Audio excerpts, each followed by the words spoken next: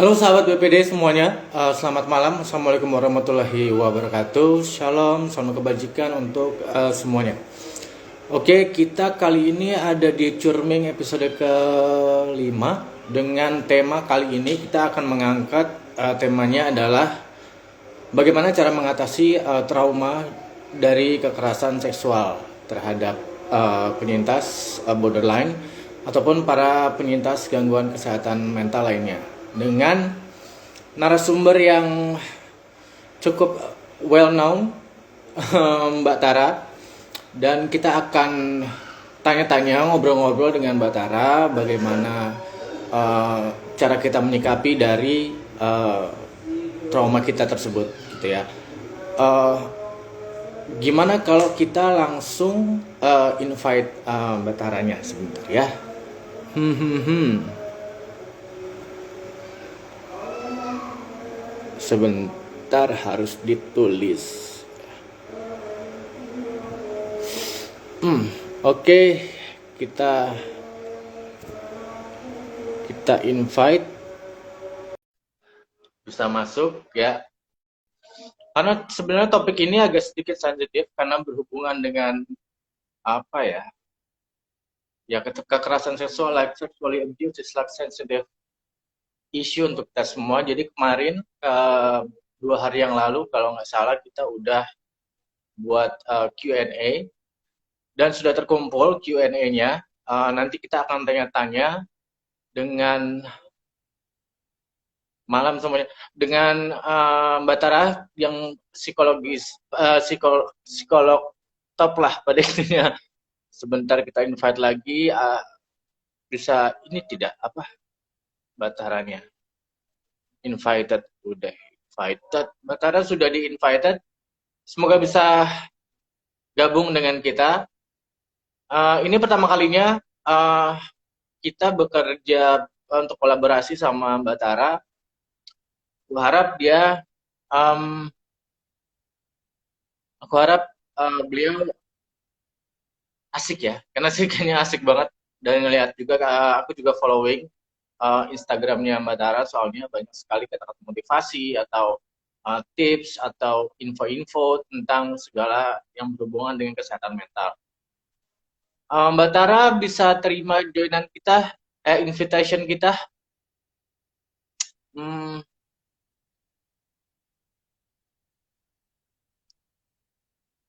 tapi tadi aku udah lihat apa namanya Mbak Taranya join, tapi probably dia tidak terima invitation atau gimana, aku kurang begitu paham.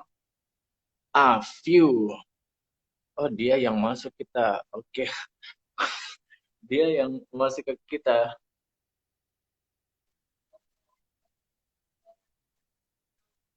Hmm, Halo, sorry, finally. ini connection saya agak-agak sedikit error deh. Enggak, but now it's fine. Mudah-mudahan fine ya. Ntar kalau error bilang ya, nanti saya ganti connection. Oke, oke, oke. Mbak Tara, how are you? I'm good, thank you ya. Udah diberikan kesempatan supaya bisa ngobrol sama teman-teman semua untuk malam ini ya. Hmm, kita yang Gimana sebenarnya thank kabarnya? you banget di waktunya Mbak Tara yang super sibuk. Saya rasa untuk kolaborasi dengan kita kayaknya orang apa penyintas-penyintas borderline pada bahagia ini kayaknya. Mbak Semoga Tara pada sekarang kegiatannya apa? Iya, Mbak Tara sekarang kegiatannya apa aja nih?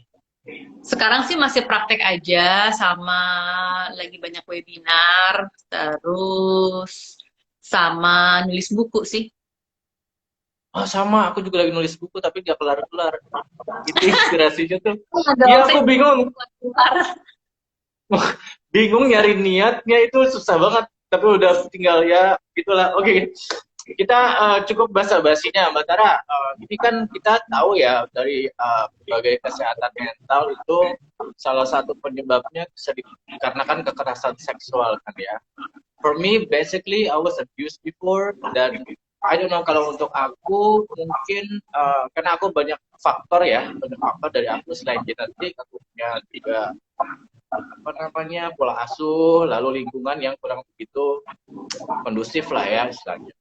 Nah, banyak nih pertanyaan-pertanyaan dari, kan kemarin kita sudah bikin ini ya, sudah bikin Q&A dan kita udah kumpulin nih Mbak Tara berapa. Terus aku mau tahu deh nih, untuk kenapa sih kekerasan seksual itu bisa membuat gangguan terhadap kesehatan mental kita?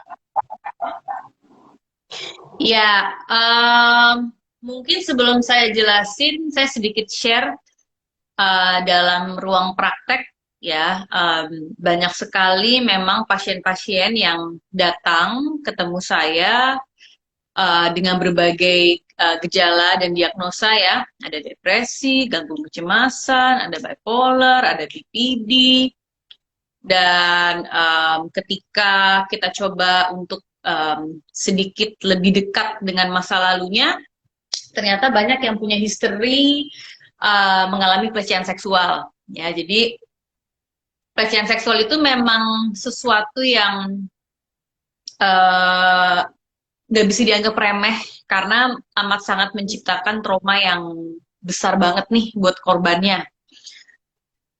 Mungkin buat ngejelasin ke teman-teman semua, aku mau pakai contohnya gini aja. Bayangin kalau teman-teman punya rumah nih, teman-teman lagi ada di dalam rumah, terus tiba-tiba ada seorang atau segerombolan pencuri masuk ke dalam rumahnya. Ya, lagi tenang-tenang, lagi tidur di dalam rumah, mungkin lagi nonton, lagi bersantai, tiba-tiba ada orang masuk ke dalam rumah, terus mengubrak-abrik rumahnya, ya mencuri gitu misalnya ya. Apa yang dirasakan ketika itu terjadi? Kan ketika itu terjadi pasti kita jadi merasa bahwa, aduh ini menyeramkan banget ya, maksudnya kok hal seperti ini tiba-tiba bisa terjadi sama saya ya, gitu kan. Langsung ada perasaan takut, langsung ada perasaan tidak aman. Nah, ini persis seperti yang dialami orang yang mengalami pelecehan seksual. Bedanya adalah kalau pelecehan seksual terjadinya itu di tubuh kita. Kalau rumah itu adalah tempat kita berlindung, kalau tubuh kita ini adalah pusat harga diri kita. Gitu. Jadi sesuatu yang private, sesuatu yang milik kita, otoritas kita, tiba-tiba dilanggar sama seseorang. Gitu. Yeah. Ya tadi ya kayak rumah dicuri. Nah, bedanya kalau rumah itu benda mati gitu. Tapi kalau tubuh kita ini adalah letak harga diri kita. Jadi kalau ini sampai dilanggar atau diterobos sama seseorang, ya otomatis akan mempengaruhi harga diri kita ya. Nah, tapi yang lebih pentingnya adalah ada 3 hal nih yang bisa terjadi pada saat kita mengalami pelecehan seksual. Yang pertama, kita jadi merasa bahwa hidup kita itu tidak aman, ya, atau siapapun sosok yang mirip dengan pelaku itu tidak aman. Kalau misalnya perempuan, pelakunya laki-laki, jadi merasa bahwa sosok laki-laki itu sosok yang menakutkan, jadi nggak aman, karena anytime saya bisa tersakiti. Kalau yang laki-laki, misalnya dilecehkan oleh laki-laki juga, misalnya gitu ya, jadi melihat laki-laki itu sosok yang tidak aman juga, gitu ya. Itu pertama. Sehingga menimbulkan perasaan takut yang sangat besar pada korban. Yang kedua, pada saat kita mengalami pelecehan seksual, yang terjadi adalah kita akan bertanya-tanya, kok itu bisa terjadi ya? Kenapa itu terjadi? Dan biasanya mereka akan melihat ke diri sendiri. Apa ini karena saya ya? Apa saya mengundang? Apa karena saya diem aja ya? Berarti saya berkontribusi dong. Atau mungkin saya memang pantas ya diperlakukan seperti ini. Gitu ya. Yeah. Nah, sehingga ini menimbulkan rasa marah, rasa penyesalan, dan rasa bersalah ke diri sendiri. Dan ini mengganggu harga diri kita. Dan yang ketiga, mereka yang mengalami pelecehan seksual biasanya akan melihat diri mereka itu kotor, tidak berharga, melihat masa depannya itu berantakan gitu ya, karena saya nggak bisa diterima lagi apa adanya gitu, karena saya sudah ibaratnya udah nggak utuh, misalnya ya udah ada cacatnya, orang belum tentu mau sama saya, harga saya tuh, harga diri saya tuh berarti turun, value saya tuh turun karena saya pernah mengalami seperti itu gitu ya. Sehingga menimbulkan kesedihan, depresi dan juga perasaan hopeless. Nah, jadi bisa dibayangkan semua emosi ketika kita mengalami pelecehan seksual itu campur aduk. Takut, marah, tadi guilt, menyesal, kemudian sedih, hopeless, itu semua campur jadi satu. Dan kenapa trauma ini biasanya bertahan lama? Karena untuk memahami kenapa itu terjadi, biasanya kita melihatnya ke diri sendiri dan punya kecenderungan untuk menyalahkan diri sendiri. Harusnya kan, harusnya kita nyalahin ya pelakunya dong. Wajarnya kan begitu ya, nyalahin pelakunya. Tetapi kenapa seringkali kita susah move on dan menjadi trauma? Karena kita ngaitinnya ke diri kita sendiri. Pasti kita yang salah, mungkin kita berkontribusi. Belum lagi masyarakat juga cenderung kurang mendukung ya. Malah menyalahkan misalnya ya. Ya akhirnya ya membuat kita jadi tambah ya muter-muter di traumanya itu. Gitu. And then maksud aku why this abusive experience at least leading us untuk kita punya kesehatan mental yang terganggu seperti misalnya borderline atau yang lain-lain, itu gimana tuh? Ya, karena pada dasarnya kesehatan mental itu akan terganggu kalau ada faktor salah satunya pemicu stresnya, gitu kan? Okay. Nah, ketika kita mengalami pelecehan seksual, itu kan kita mengalami stres yang tidak hanya terjadi saat itu kan. Tapi kondisi stres kita kan kita bawa terus-menerus tuh. Setiap kita keinget, setiap kita ke flashback, setiap kita harus berhadapan dengan orang, stresnya kan muncul terus-menerus tuh. Gitu. Sehingga ini otomatis akan memancing ya kesehatan mental kita juga jadi terganggu. Gitu. Dan gak cuman itu, banyak sekali juga kasus-kasus masalah kesehatan mental dipicu oleh rendahnya harga diri, low self esteem, yang memang itu sangat kuat banget direpresentasi dari peristiwa pelecehan. Iya, iya. Oke, Mbak Tara, karena ini kan terlalu banyak maksudnya Q&A yang kemarin kita bikin, terus kita kasih kita bacain satu-satu dulu ya. Ya, boleh. Aku juga kan bilangnya kalau misalkan tidak mau karena kan isu yang sensitif ini ya, dan aku bilang kemarin kalau tidak mau disebut namanya tulis private gitu ya. Oke, ada yang pertama nih, dia private. Oke, hampir setiap malam sebelum tidur ingat momen dilecehkan. Ya. Bagaimana cara untuk melupakan hal tersebut? Iya. Ketika hampir setiap malam masih mengingat momen itu, berarti traumanya itu masih sangat kuat ya tentang kejadiannya. Nah, tapi yang perlu kita ketahui juga ini sih, ketika teringat momen itu perasaan yang muncul apa? Karena setiap orang ketika mengalami pelecehan seksual, bagaimana mereka menerima kejadian itu kan berbeda-beda ya. Ada orang yang teringat karena menyesali, kok aku waktu itu diem aja ya. Harusnya aku berbuat ini, harusnya aku berbuat itu. Ada orang yang mungkin pada saat teringat, kemudian dia berpikir, wah masa depanku udah kacau balau, misalnya ya. Ada lagi, tiba-tiba teringat, dan dia punya rasa marah pada pelaku yang dia tidak mungkin lampiaskan ke pelakunya, gitu kan, misalnya. Jadi sebetulnya, kita perlu memahami dulu yang paling membuat kita terganggu dari kejadian itu tuh apa? Bagian mananya?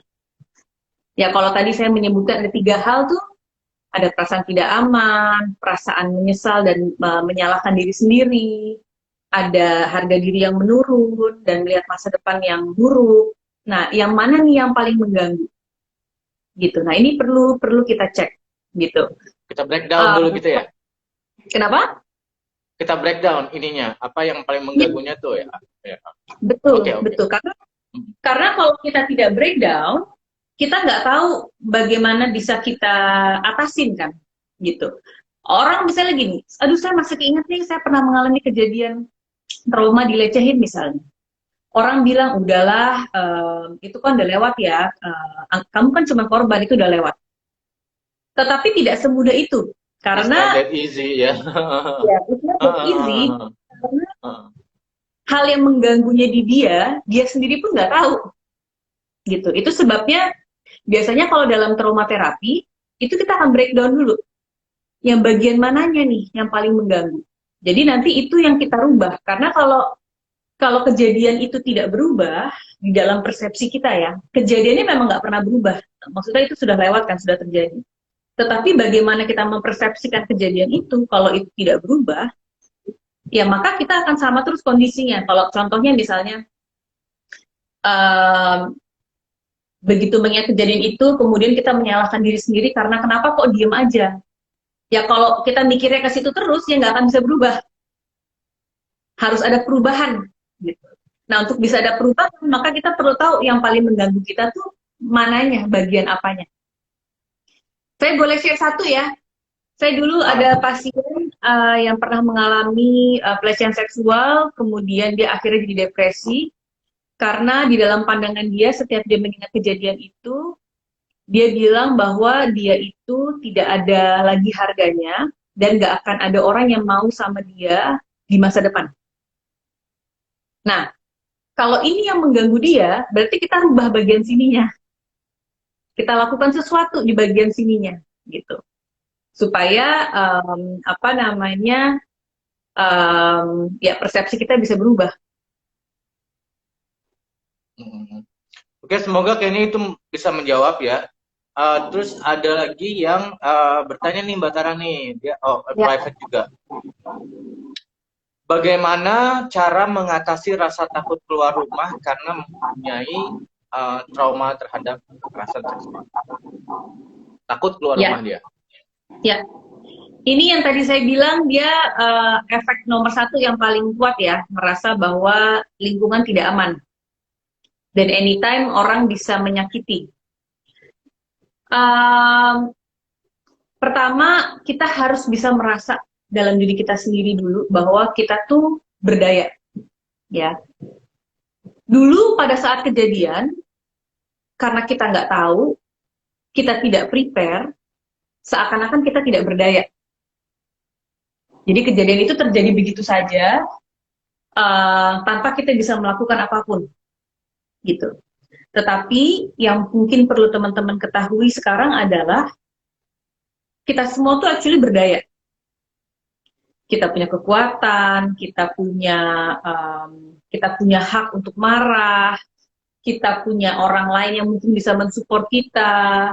Kita ngehin bahwa ada orang-orang yang anytime kalau saya butuh bantuan, dia pasti akan ada untuk saya.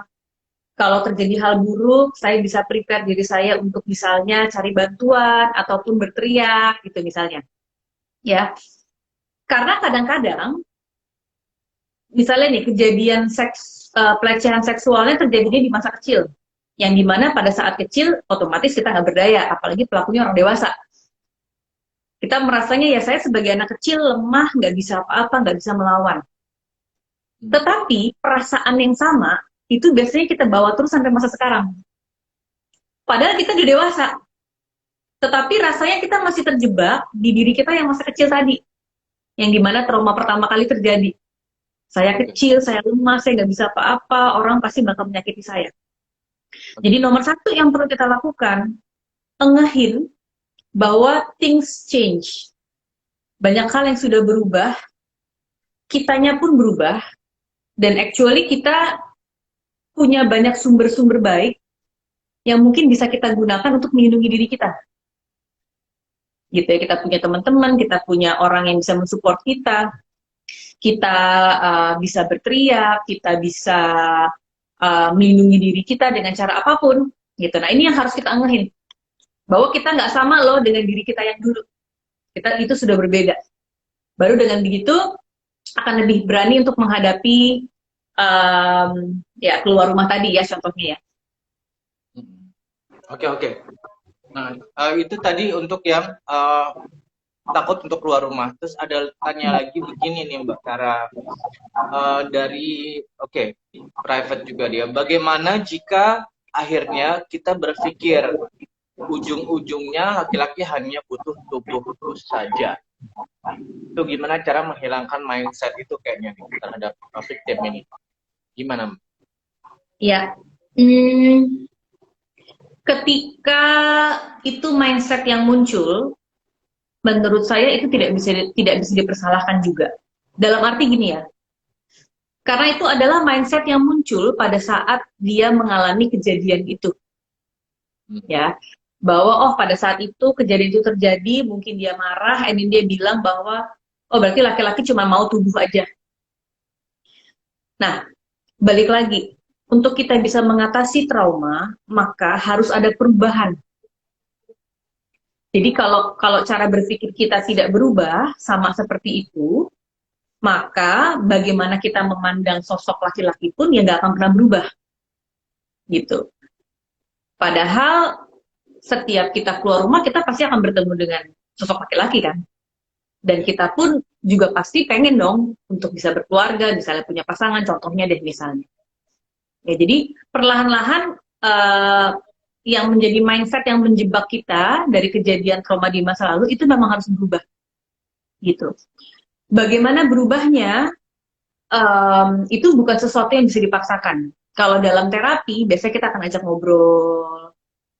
Apakah misalnya semua laki-laki itu seperti itu? Contohnya misalnya ya, siapa aja sih laki-laki di dalam hidup kamu yang bisa dibilang punya peranan yang baik untuk kamu, bisa mensupport kamu, itu contohnya. Jadi membantu untuk, oh iya ya, nggak semua laki-laki juga seperti itu ya, gitu. Nah, biasanya kalau ini dilakukan nih, ini biasanya dilakukan dalam proses konseling, ataupun misalnya kalau kita bisa ngobrol dengan temen ya, dengan orang lain, ya itu bisa jadi sangat membantu untuk merubah pikiran kita. Itu sebabnya ketika kita mengalami trauma pelecehan seksual, memang akan lebih baik kalau kita bisa share dengan orang yang aman. Karena kalau kita nggak share, kita diem aja, kita pendem, apa yang terjadi dari kejadian itu, bagaimana kita mempersepsikan kejadian itu, nggak akan pernah berubah. Jadi traumanya akan sulit untuk hilang. Ya, ya. And the burden is getting heavier and heavier every time ya. Iya juga. Betul. By the way, when we're talking about this topic, it's kind of a little triggered me because I had the experience before. Jadi, my face is like kind of awkward, mimicking gitu. I'm sorry for that. Tapi pernah diskusikan kah dengan seseorang atau mungkin pernah terapi tentang ini? Kalau for me, ya, for me ya. And kemarin-kemarin is okay, maksudnya udah there's nothing problem gitu. Karena yang aku percaya itu adalah despite aku udah getting more therapies, aku juga punya kepercayaan that time will heal when we already like making peace with ourselves gitu. Ya, itu kan juga dibantu dengan terapi kan gitu. Maksudnya juga ini, do you believe that time will heal? Yes, karena apapun yang kita lebih ke arah gini ya, bukannya kita diem aja terus waktu akan heal. Kalau itu saya tidak setuju gitu. Yeah, Tetapi ketika kita melakukan sebuah perubahan, maka perubahan itu membutuhkan waktu untuk berubah, gitu ya. Dan dalam perjalanannya waktu, kita kan mulai banyak belajar. Oh ternyata begini, oh ternyata begitu, oh ternyata nggak seperti yang saya pikirkan, gitu kan. Nah, proses ini yang akhirnya membuat time jadinya heal. Jadi bukan kita diem aja terus tiba-tiba heal, tetapi ada proses yang kita lalui, dan proses itu membutuhkan waktu. Jadi nggak bisa juga misalnya, oh ya saya pernah mengalami, saya punya trauma pelecehan seksual, and then saya terapi 1 kali, and then everything is fine, ya nggak semudah itu juga. Nah, ini it's not like that. Ya. Oke, kita lanjut lagi di pertanyaan selanjutnya. Aku DM ya, Min. Oke, kita lanjut. Oke. Saat ada dari you nih bla bla bla, saat reaksi trauma masa lalu tiba-tiba datang lagi sampai ke gejala fisik, sikap apa yang sebaiknya dilakukan? Jadi maksudnya mungkin begini Mbak Tara pertanyaannya. Dia tiba-tiba ingat lagi traumanya, lalu jadi kayak psikosomatis gitu. Ya. Dan itu harus gimana tuh? Ya. Ya, biasanya memang yang terjadi ketika kita ke-trigger, gejala fisik itu biasanya yang paling dominan. Kalau itu terjadi, nomor satu, kita harus ngehin dulu bahwa, oh, saya lagi ke-trigger trauma saya. Ya, jadi ngehin bahwa gejala fisik itu muncul karena ke-trigger. Atau mungkin sekarang kita mengingat memorinya gitu ya. Jadi kita tahu bahwa gejala fisik ini adalah bagian dari tubuh kita yang sedang mengingat kejadian itu. Kadang-kadang ketika gejala tubuh itu muncul, yang membuat orang panik karena dia nggak tahu kenapa dia muncul.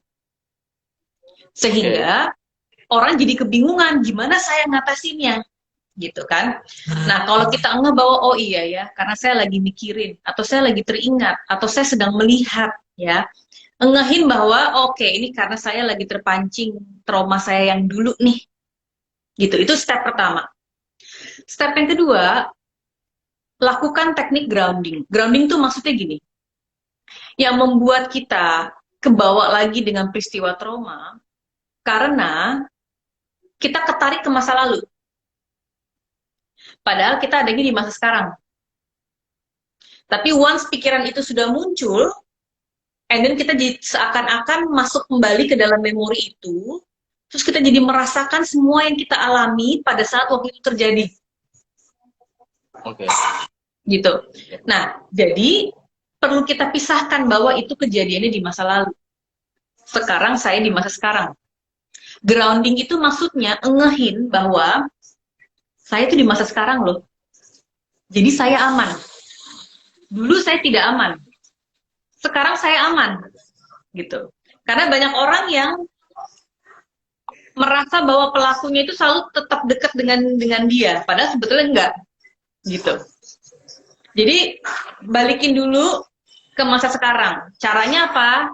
Dengan bernafas, dengan engehin ke segala hal yang dilihat di sekitar kita. Oh, di ruangan saya ada ini, di rumah saya ada ini, saya sedang di kamar saya, di rumah saya ada pasangan saya, ada keluarga saya, jadi saya akan baik-baik aja, gitu. Engehin, balikin ke masa sekarang. Lakukan itu hingga gejalanya turun. Yes, itu untuk gejala turun biasanya butuh waktu yang bukan cuma kayak 2 menit kita tarik nafas and then gejalanya turun. It takes time. Biasanya sekitar 20-30 menit. Kalau gejala fisiknya kenceng bisa jadi lebih daripada 30 menit. Tetapi engehin bahwa gejala ini muncul karena tubuh kita mencoba memproteksi diri kita. Ya, begitu kita mengingat hal yang mengancam atau hal yang menakutkan, tubuh kita itu langsung memberikan reaksi. Reaksi artinya untuk hati-hati ya, ini keadaan bahaya, nanti kamu bisa mengalami hal yang sama kayak dulu, tubuhnya jadi tegang, jadi deg-degan, jadi keringet dingin ya. Tubuh kita itu seperti itu ngasih tahu bahwa hati-hati ya, jangan sampai kamu berada dalam keadaan terancam gitu. Tetapi kita harus ngehin, oh iya, reaksi tubuh saya seperti itu karena saya sedang ke-trigger. Kemudian lakukan teknik grounding, hingga lama-lama gejalanya bisa turun. Oke. Now is time for another questions dari private juga. Saya penyintas borderline yang didiagnosa 2 tahun yang lalu. Saya rasa mungkin karena saya korban kekerasan seksual. Saya kurang yakin apakah memang benar saya korban kekerasan seksual karena pada saat yang saya berada di hubungan ini, setahun yang lalu saya merasa tidak ada paksaan dalam hubungan tersebut. Tapi saya sering menemukan saya melakukan hal yang saya tidak ingin lakukan atas kesadaran saya, namun tetap saya lakukan karena tidak ingin kehilangan satu-satunya orang saat itu saya anggap paling ngertiin saya. Saya ragu apakah omongan dia manipulatif atau saya yang terlalu berprasangka buruk. Pertanyaan saya adalah panjang ya pertanyaannya. Dia pakai prolog dulu. Oke, oke, nggak apa-apa. Pertanyaannya adalah, walaupun hubungan tersebut sudah berlalu sekian lama, saya masih merasa saya rindu akan masa itu. Namun saya merasa sangat bersalah ketika semua orang di kehidupan saya membenci dan menekan dia. Tapi saya tahu saya tidak pantas mereka membenci dia setelah semua yang dilakukan pada saya. Pertanyaan saya adalah, pertanyaan ini mulu. Bagaimana mengatasi perasaan itu dan merubahnya menjadi sesuatu hal yang positif? Apakah ikut membenci dia atau berlarut dalam masa lalu yang saya merasa benar-benar harus memblok masa lalu saya? Oke. Did you get the point? For me, honestly, I'm not. Saya coba simpulkan yang terakhir aja ya. Iya, iya. Apakah saya harus membenci dia atau saya harus berlarut dengan masa lalu saya, gitu kan ya? Menurut saya, kalau kita bicara idealnya ya, enggak dua-duanya. Maksudnya gini, ketika rasa benci itu masih ada, dan rasa benci itu tidak disalurkan atau tidak diselesaikan, maka orang itu akan tetap terus mengganggu kita. Sedangkan ketika kita terlarut ke bawah ke masa lalu, ya kita juga nggak akan pernah bebas dari apapun peristiwa yang ada di masa lalu. Bentar ya, sebentar. Hai, siapa itu? Biasa anakku. Ya, sebetulnya yang paling ideal adalah bertanya ke diri sendiri. Kita masih kepengen berkaitan dengan orang itu atau tidak, gitu ya.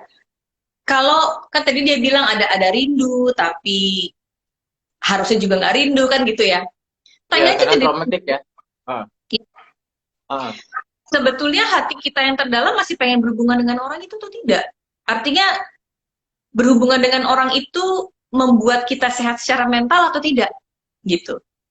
Kalau jawabannya adalah tidak, karena itu jadi membuat saya mengingat peristiwa masa lalu saya, karena apapun lah alasannya, kalau jawabannya tidak, ya lakukan apapun yang dianggap terbaik untuk tidak berhubungan dengan orang itu, apapun caranya, gitu. Apakah berarti harus dengan membenci? Ya nggak harus juga sih, gitu ya.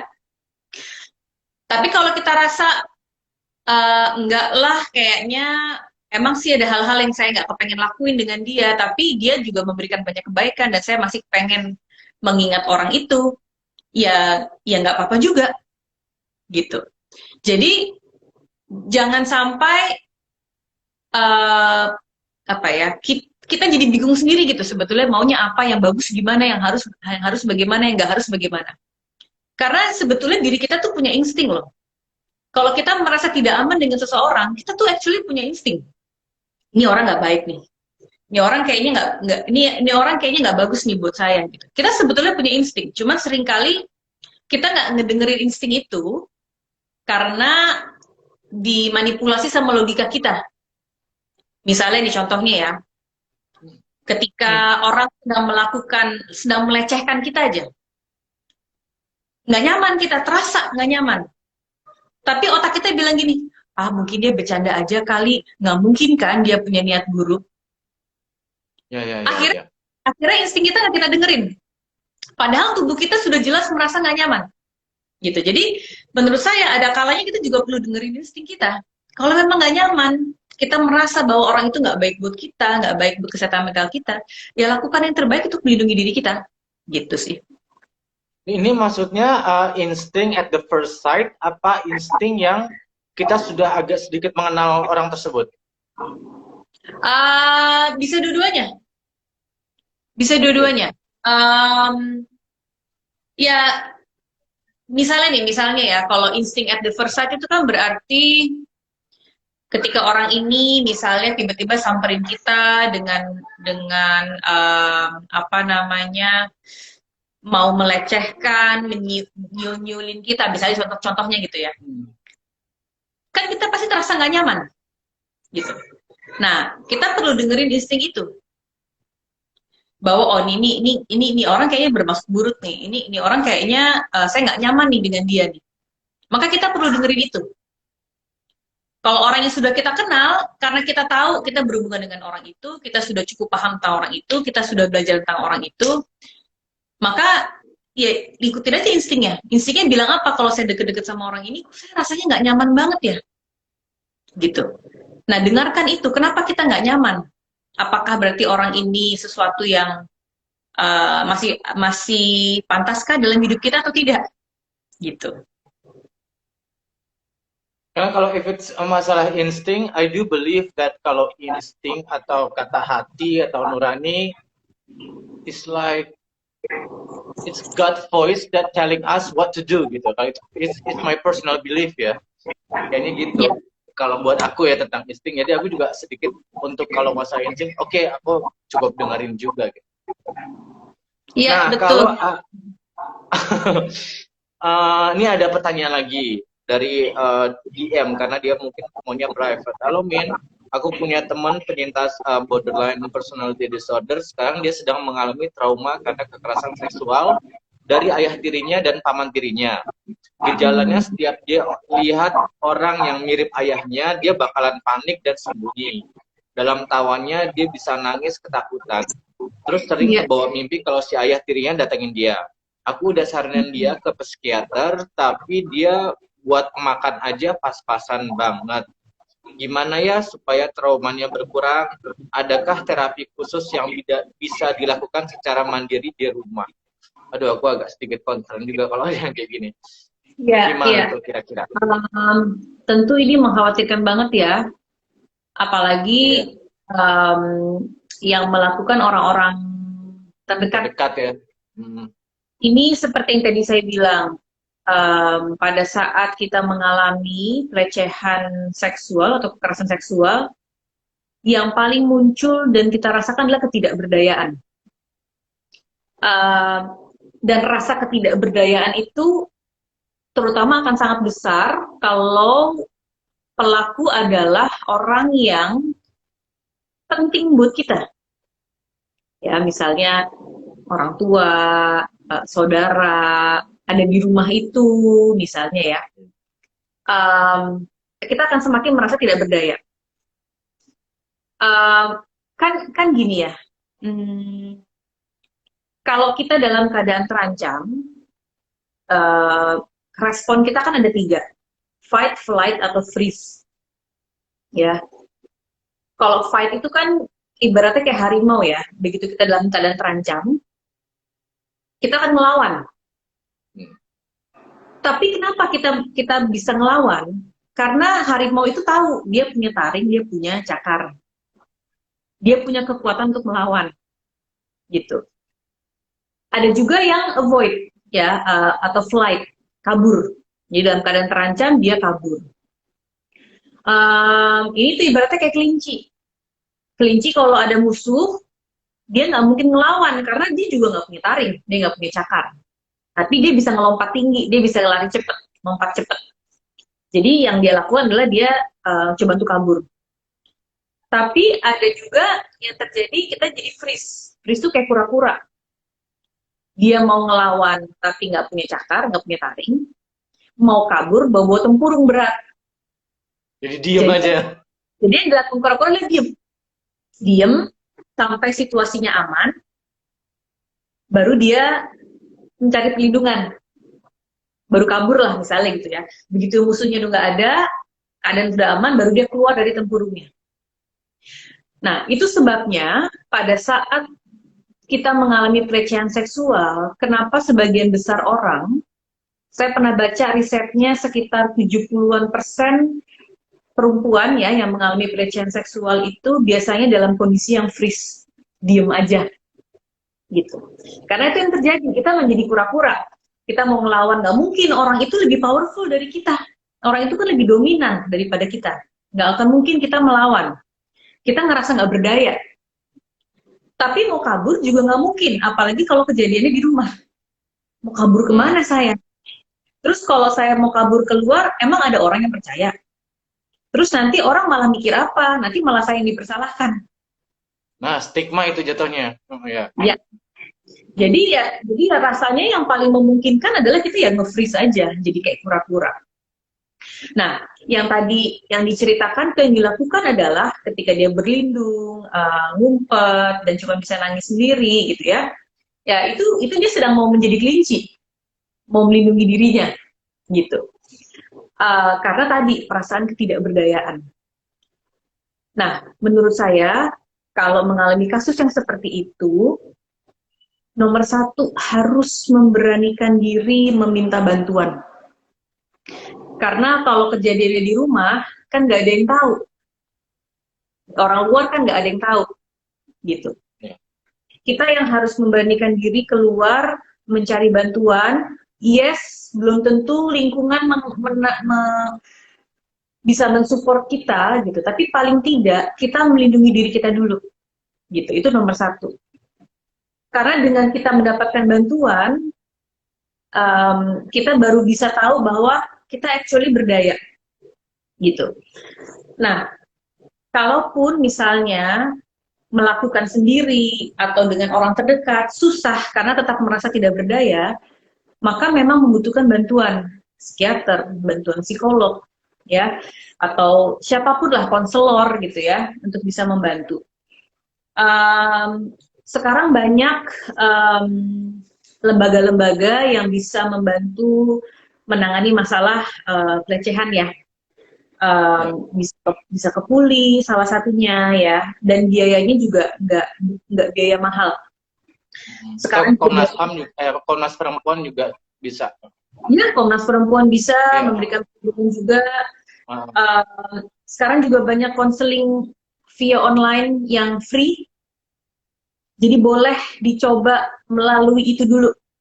Paling tidak ada satu langkah awal yang dilakukan untuk melindungi diri. Bergerak. Karena dengan melakukan itu aja, itu udah bisa membuat kita merasa, oh, ternyata saya berdaya. Ternyata saya punya kendali loh. I actually can do something gitu. Karena buat orang yang nggak berdaya ngerasanya bahwa there's nothing that I can do. Ya udah, aku nggak bisa ngapa-ngapain gitu. But actually, even though itu kecil banget, ada sesuatu yang bisa kita lakukan. Kejar itu. Gitu. Ya juga sekarang aku informasikan buat para viewers di sini, kalau misalkan kalian terkendala seperti yang tadi pertanyaannya, tidak punya apa-apa, bahkan untuk makan aja kayak pas-pasan, segera diurus aja BPJS-nya. Karena sekarang BPJS, kalaupun kalian di kelas yang PBI itu dalam artian dibayarkan oleh negara gitu. Jadi ngurus BPJS-nya minta untuk yang PBI.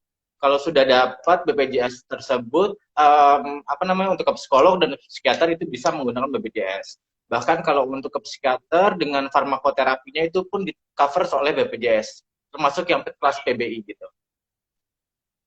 Mbak Tara, di sini ada pertanyaan-pertanyaan, kita masih buka Q&A. Kita lihat private. Bagaimana cara berdamai dengan trauma kekerasan di masa kecil? Bagaimana how to make peace with ourselves itu gimana, Mas Teh? Do you have like any tips?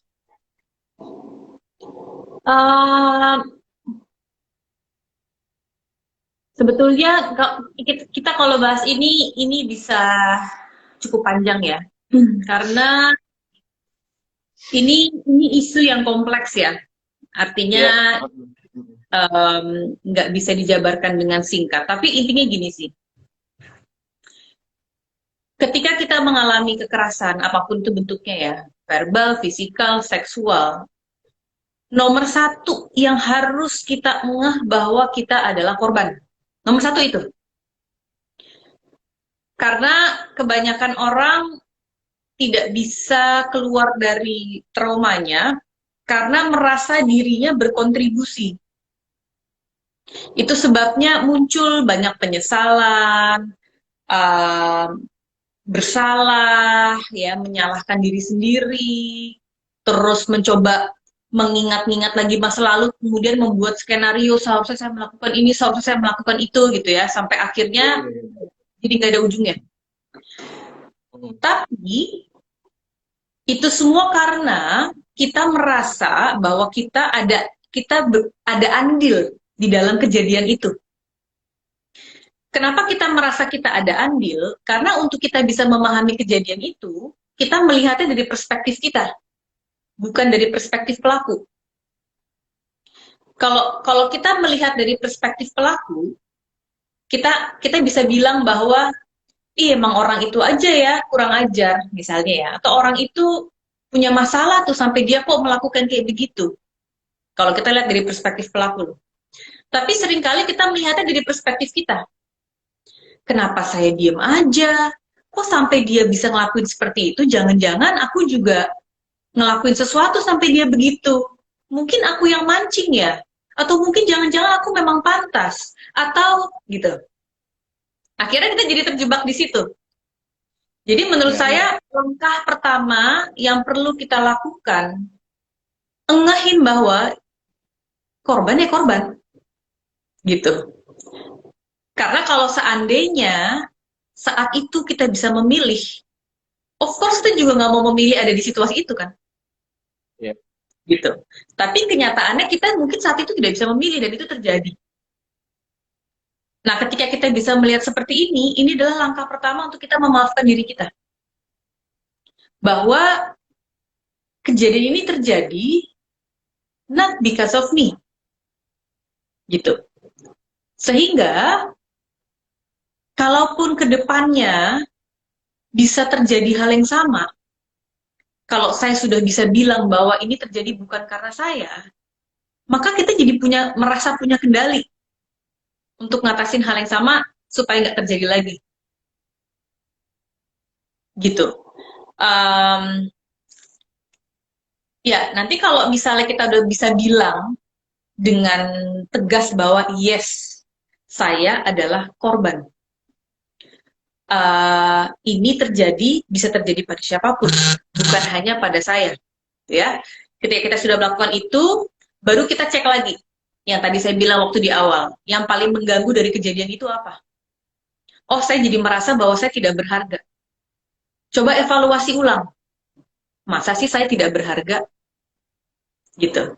Oh, saya jadi merasa bahwa gak ada orang yang akan mau sama saya. Masa sih segitunya nggak ada orang yang mau sama saya? Coba evaluasi ulang lagi masalahnya. Gitu. Sehingga apapun mindset yang berhubungan dengan kejadian itu bisa berubah. Gitu. Sahabat Borderline, dari tadi we heard many times Mbak Tara ngomong kalau kita harus engahin dulu. Jadi itu karena banyak sekali tadi yang Mbak Tara mengungkapkan hal tersebut, karena itu kita harus grounding. So basically apapun itu yang kita alami adalah yang utama adalah kita engahin dulu ya, Mbak Tara ya, kita engahin dulu kalau we are not the apa-apanya, we just a victim gitu. Jadi di situ mindset kita tuh harus diinikan dulu ya, diberi sedikit arahan yang sedikit positif di situ. Oke, kita mau ada lagi pertanyaan, mungkin bisa kita Oh ya, aku mau nambahin sedikit. Boleh, bagaimana? Kalau kita bisa memandang kejadian itu bahwa kita adalah sebagai korban, maka secara otomatis kita akan punya keberanian untuk meminta tolong. Kita akan merasa punya keberanian untuk mengambil hak kita yang sudah terlanggar oleh orang lain. Kita akan punya keberanian untuk punya kendali diri, dan kita akan punya keberanian untuk menjadi berdaya. Karena kita tahu bahwa kita victim. Yeah. Tapi kalau kita tadi tidak bisa melihat diri kita sebagai victim, malahan kita melihat diri kita sebagai turut andil di dalam situ, maka kita jadi nggak punya keberanian tadi. Gitu, karena kita jadi malah melihat diri kita yang buruknya. Gitu. Dan di situ kita nggak akan bisa punya kekuatan untuk bangkit. Gitu. Oke, ya. Oke, we have another questions. Dari di private juga. Trauma terapi itu bisa didapatkan di mana? Di psikiater nggak dapat aku. Kayaknya kalau terapi itu honestly for me you have to go to a psychologist ya, for me ya. Ya. Karena untuk psikoterapi itu kayaknya psikolog itu lebih di bidangnya lebih di situ. Kecuali nanti misalkan psikolognya memberikan refer kamu, kalau kamu butuh farmakoterapi mungkin di refer ke psikiater. Gimana menurut Mbak Tara? Iya, ya kalau memang membutuhkan trauma healing atau trauma terapi, ada satu terapi yang memang sangat memfokuskan pada trauma healing, disebut EMDR. Ya, di Indonesia udah ada cukup banyak terapis-terapis yang tersertifikasi untuk melakukan EMDR, gitu ya. Saya salah satunya. Jadi mungkin teman-teman boleh mulai coba untuk browsing gitu ya. Mulai coba untuk browsing aja tentang EMDR. Mungkin teman-teman bisa baca, kemudian siapa aja psikolog yang bisa pegang EMDR gitu ya, supaya bisa mendapatkan trauma healing. Sebetulnya banyak metode yang bisa digunakan, dan biasanya para psikolog itu akan menyesuaikan metodenya dengan kebutuhan si kliennya gitu. Tetapi memang kalau terapi EMDR itu memang dikhususkan untuk trauma healing. Jadi teman-teman nanti boleh cek, mungkin boleh googling, boleh cari psikolog EMDR siapa aja kalau memang merasa membutuhkan.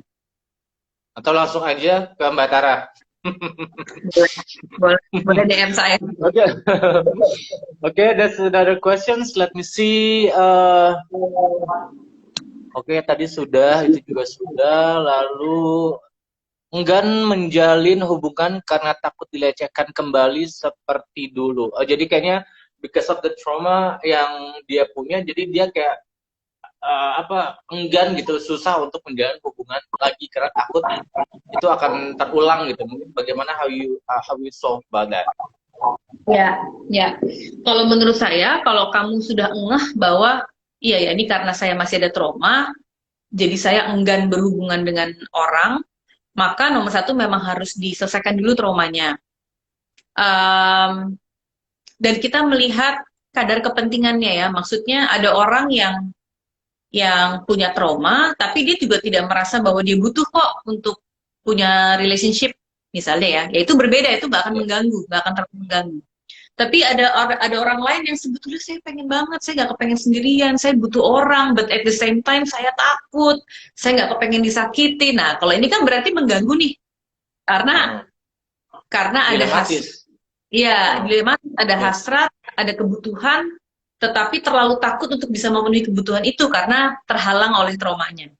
Nah, kalau seperti itu, memang ada baiknya traumanya diatasi dulu sih. Gitu. Boleh tadi kalau mau ngatasi sendiri berarti dengan cara-cara yang tadi udah kita sebutkan ya. Atau ya kalau mau lewat psikoterapi juga boleh. Ya memang gini sih. Gini, salah satu cara untuk kita bisa ngatasin trauma kita adalah dengan mengekspos diri kita pada apa yang kita takutin. Untuk kemudian kita bisa dapat informasi apa yang kita takutin itu sesuatu yang nyata atau tidak. Gitu. Contoh. Saya takut naik lift. Karena kalau saya naik lift, liftnya bakalan jatuh. Misalnya gitu contohnya ya. Sehingga mau naik ke lantai 20, naik ke lantai 30, sebisa mungkin saya nggak usah naik ke atas. Atau yang penting nggak naik lift. Kita cenderung menghindar. Kalau ada trauma, kita pasti menghindar.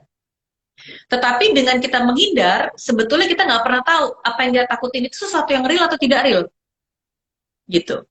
Memang ada kalanya kalau memang mau kita mengekspos diri kita dengan trauma kita untuk tahu bahwa oh ya ternyata nggak apa-apa ya naik lift ya. Gitu. Tapi dengan syarat kalau traumanya ini sesuatu yang besar harus dengan supervisi. Ya, jadi artinya jangan udah deh saya coba-coba aja deh, saya expose diri saya ke trauma saya, tapi kalau kita nggak merasa bahwa kita cukup stabil kondisinya, harus ada yang supervisi, jangan dilakukan sendiri. Gitu. Nah, sama terhadap hubungan pun seperti itu. Kan karena kita, kalau dulu misalnya kamu pernah disakiti, berarti kan kamu sudah cukup tahu ya orang-orang yang seperti apa sih yang menyakiti kamu. Orang yang saat ini nih, kamu melihatnya seperti apa? Kamu kan pasti balik lagi tadi ya, punya firasat kan, punya insting bisa merasakan orang ini orang yang baik atau tidak, gitu. Dan kalau kamu merasa bahwa oke, saya mau mencoba dengan orang ini, tetapi saya sambil menjaga diri saya berhati-hati supaya tidak terjadi hal yang tidak saya inginkan, gitu. Itu juga boleh seperti itu, gitu. Ada yang tanya juga nih tadi dari Andro Danis, kalau menikmati juga, apa masih bisa disebut korban? Kalau menikmati juga, if you like enjoy it dalam perilaku tersebut, when you at certain age, not under age, I don't think you like the victim, tapi kayak because you enjoyed that too. What do you think, Mbak Tara? Tergantung. Okay. Manusia itu kan kompleks banget ya. Kadang-kadang mencoba untuk menikmati juga bisa menjadi salah satu cara kita untuk melindungi diri kita loh. Oh. Pada saat kita mengalami ya, pada saat kita sedang mengalami pelecehan, bisa jadi itu juga cara kita untuk melindungi diri sendiri, gitu. Sebetulnya yang paling tahu menikmati atau tidak itu kan diri sendiri ya. Tetapi kalau menurut saya mungkin supaya patokannya lebih gampang adalah ketika itu dilakukan ada konsen dari kita atau tidak. Kita mengizinkan itu dilakukan atau tidak. Mau kita menikmati, kita tidak menikmati, tetapi kalau dilakukan dengan paksa, ya berarti itu kan di luar dari keinginan kita, gitu. Ada izinkah? Izin itu kita iyakankah? Dilakukan secara paksa atau tidak? Mungkin bisa ceknya ke situ, gitu. Jadi kalau misalnya kuncinya konsen antara dua belah pihak ya, konsen tersebut ya. Betul. Okay. Konsen antara kedua belah pihak, gitu. Kalau misalnya saya sebetulnya nggak mau, tapi saya dipaksa, dan saya juga menikmatinya. Tapi kembali lagi pertanyaannya, sebetulnya kamu mau atau tidak mau? Gitu. Karena sometimes tubuh perempuan juga berusaha untuk menyesuaikan loh dengan keadaan apa namanya pada saat kita sedang mengalami pelecehan ya. Orang suka bilang ya abis perempuannya misalnya terlihat terangsang gitu misalnya gitu ya. Padahal belum tentu juga karena dia mau loh. Gitu. Jadi kalau menurut saya kita balik lagi dari awal aja. Pada saat itu terjadi, itu dari mendapatkan konsen kita atau tidak. Oke. Juga tadi ada yang tanya kalau sudah menikah apakah bisa disebut pelecehan seksual? Aku bilang sih kalau misalkan tetap tidak ada konsen antara kedua belah pihak, it's abuse juga kan? Ya. Iya kan? Iya, even though sudah menikah. Betul. Betul. Saya pernah baca survei dari mana ya, saya lupa ya. Jadi kekerasan seksual yang paling besar terjadi tetapi paling tidak tertangani adalah kekerasan seksual dalam rumah tangga. Iya, jadi ya, karena biasanya itu kan pertama karena patriarki ya, maksudnya suami berhak untuk mendapatkan itu, misalnya kebanyakan kejadiannya. Atau ketika saya menginginkan, maka pasangan saya harus memenuhi kebutuhan saya, entah itu mau suaminya kayak atau istrinya gitu. Sehingga itu menjadi sebuah keterpaksaan gitu. Itu sebabnya balik lagi yang namanya kita beraktivitas seksual ya harus dengan konsen bersama. Kenapa? Karena kita ibaratnya seperti yang tadi di awal, itu seperti rumah yang kita lindungi dan tiba-tiba diterobos begitu saja sama orang lain, tentu rasanya tidak nyaman buat kita. Ya, meskipun itu pasangan kita sendiri, meskipun itu suami atau istri kita sendiri, tetapi tubuh kita kan tetap privasi kita, tetap hak kita. Jadi ketika itu dilanggar, ya berarti itu sudah mengalami kekerasan. And then how you can explain untuk someone that already doctrinized from the religion? How can you Ya, explain about that? ya, um, ya itu pentingnya bahwa kita kan pada dasarnya semua agama juga mengajarkan kasih ya. Jadi kita juga nggak bisa menerapkan apa ya ibaratnya plek-plekan juga gitu. Karena kalau saya percayanya bahwa manusia kan juga diberikan otak, ya diberikan akal kan untuk berpikir. Nggak bisa juga setiap saya butuh karena saya punya pasangan, pasangan saya harus mau memenuhi kebutuhan seksual saya tanpa kita memandang pasangan saya. Berarti tandanya kita nggak punya hati nurani kan gitu. Jadi ya kalau memang kita sebagai manusia ya kita harus memanfaatkan akal sehat kita harus memanfaatkan hati nurani kita juga, dan kitanya sendiri tadi balik lagi harus merasa bahwa tetap tubuh saya adalah hak saya. Ya bukan berarti kemudian karena kita sudah menikah, saya jadi nggak punya hak apapun. Bahkan sampai tubuh saya pun bukan hak saya, kan nggak demikian ya. Yeah. Bahkan misalnya kesannya dari seluruh tubuh saya dari ujung kepala sampai ujung kaki itu bukan milik saya, itu semua milik orang lain, kan tidak demikian. Kalau kita merasa seperti itu berarti yang kita punya apa dong yang masih bisa kita kendalikan dalam diri kita, apa selain tubuh kita, kan gitu. Ya, tapi honestly doctrinized from religion kan cukup kuat ya Mbak Tara ya.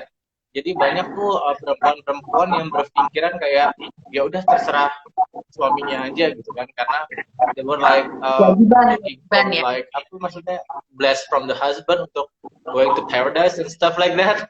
Tapi itu kan yang agak sulit tuh untuk nge-breakingnya itu. Mungkin juga, ya makanya angkanya tinggi, kekerasan dalam rumah tangga angkanya tinggi. And Mbak Tara, we have a very lot of questions, karena I think this topic sangat jarang untuk diangkat ke permukaan ya. Coba kita jawab dua mungkin pertanyaan terakhir. Kenapa SA ada yang develop jadi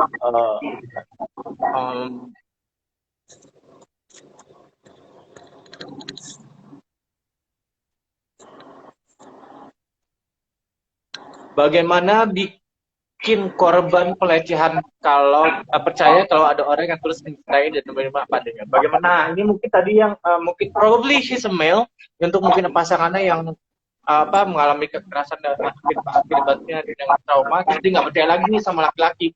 And what do you think they should do? Iya, kalau kita sebagai temannya atau kita sebagai orang yang ingin dipercaya, nomor satu, rasa percaya itu kan harus tumbuh dari keamanan dan kenyamanan. Maka itu yang kita berikan. Keamanan, kenyamanan, dan satu yang paling penting, respect. Gitu. Kalau kita pegang ini bahwa saya respect dia, saya ingin dia merasa aman dan nyaman, maka kita akan melakukan segala hal supaya orang tersebut yang mengalami trauma bisa merasakan itu. Gitu. Of course bukan sekali dua kali kemudian orang itu berubah ya, nggak semudah itu juga. Kenapa? Karena otaknya yang korban itu berusaha untuk melindungi diri dia supaya dia gak tersakiti lagi, maka dia udah berpikir yang buruk duluan. Itu caranya dia untuk melindungi dirinya dia gitu. Jadi mungkin untuk orang sekitarnya yang bisa kita lakukan ya tadi, beri dia rasa aman, nyaman, respect. Sehingga nanti perlahan-lahan orang itu bisa merasakan bahwa oh kita orang yang nyaman buat dia, kita orang yang aman, dan kita akan menghargai dia gitu. Dan nanti balik lagi ya, ketika proses itu berjalan, maka si korban ini akan mulai bisa melihat, oh iya ya ternyata things itu sudah berubah, saya berada dengan orang yang nyaman, berada dengan orang yang aman, sehingga pelan-pelan saya mungkin mulai bisa merubah mindset saya gitu. Memang ini biasanya membutuhkan waktu sih. Itu juga sebabnya butuh kesabaran juga untuk orang yang menjadi pendamping korban ya. Gitu. Jangan sampai kita jadi merasa tertuduh juga bahwa, ih padahal kan saya nggak punya niat buruk ya, tapi dia suka mikir saya kok mau berbuat buruk gitu. Padahal ya itu cara otaknya melindungi diri dia untuk mencurigai orang lain duluan gitu. Nah kita sebagai pendampingnya perlu terus mengingatkan, dan nggak cuma mengingatkan sih, tunjukkan dengan action bahwa memang kita orang yang aman dan nyaman buat dia gitu. Okay, Mbak Tara, I think the time is like very up. It's kind of bit late. Guys, buat apa sahabat-sahabat borderline sekalian, Mbak Tara punya buku judulnya The Happy Therapy Book. Resep sederhana hidup bahagia. Oke, seperti ini. Sampulnya kuning, can you see it? This one, guys. So, go ahead and buy the book. Bisa beli di mana aja, Mbak Tara? Kalau sekarang sih di online shop ya di Tokped, Shopee gitu-gitu ada sih, di Gramedia juga ada, tapi mungkin nggak semua Gramedia masih available ya. Jadi boleh coba di online shop aja. Alright, untuk apa namanya viewernya dari Mbak Tara, psikolog yang sangat cantik ini, bisa follow Instagramnya Borderline Personality Disorder Indonesia atau @borderlinepersonality.id. Kita komunitas Borderline Personality Disorder yang khusus untuk borderline, atau juga bisa gabung di apa grup kita punya WA grup juga Mbak Tara, dan juga kita punya ada grup di Facebook juga, bisa tahu banyak, dan kita memberikan tidak hanya untuk borderline tapi juga secara keseluruhan mental health. Mbak Tara, if I wanna tell you what is your last word untuk collab kita malam ini? Ingat bahwa tubuh kita adalah hak kita. Jadi perlakukan dengan baik dan lindungi dengan baik. Oke, Mbak Tara, karena terlalu banyak pertanyaan yang tidak bisa kita jawab, probably guys at next time kita bisa bikin part 2-nya ya Mbak Tara ya, Insya Allah. Semoga dukung kita terus. So, apalagi? Kayaknya cukup. Ya. Mudah-mudahan bisa menjadi community yang membantu banyak orang dan bermanfaat buat banyak orang. Saya doakan. Amin. Iya, terima kasih juga Mbak Tara untuk kita spreading awareness tentang borderline-nya. Banyak-banyak terima kasih Mbak Tara. Kalau gitu, we have to say goodbye. It's very nice to have a collaboration with you. Bye-bye. Thank you. Bye-bye semuanya. Dah. Bye-bye semuanya.